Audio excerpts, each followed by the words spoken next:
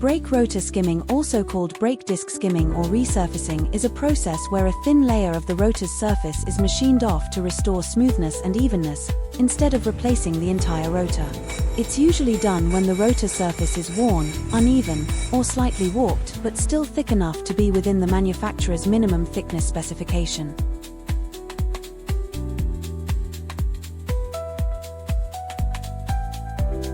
Here are the pros of brake rotor skimming.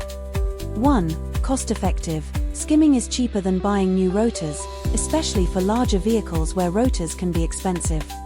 2. Restores smooth braking, eliminates vibrations, judder, and uneven braking caused by warped or uneven rotor surfaces. 3. Extends rotor life, allows you to reuse the existing rotor instead of replacing it prematurely. 4. Improves brake pad contact.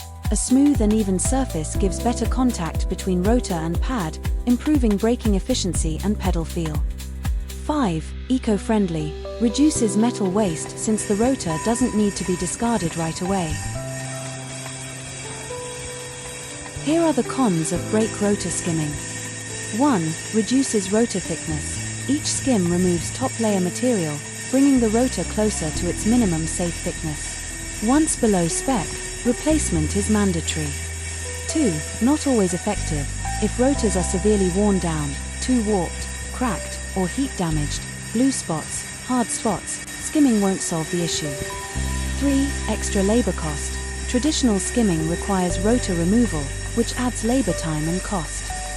4. Possible heat issues. Thinner rotors may heat up faster, leading to brake fade or noise under heavy braking. 5. Shorter lifespan after skimming. Because the rotor is thinner, it may have limited lifespan compared to a new one. Here are the general rules of thumb when opting for brake rotor skimming. 1.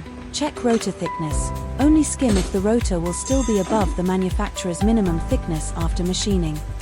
2. Check for surface damage. Do not skim if there are deep cracks or severe pitting where the surface is badly heat damaged with visible blue spots. 3. Minimal amount to remove. Remove as little material as possible, usually 0.1 to 0.3 mm per side, just enough to make the surface smooth and flat again. 4. Ensuring even on both sides. Always skim both sides of the rotor evenly to keep balance and prevent uneven braking. 5. Never skim more than twice. Every skim reduces rotor thickness, so never repeat skimming more than twice.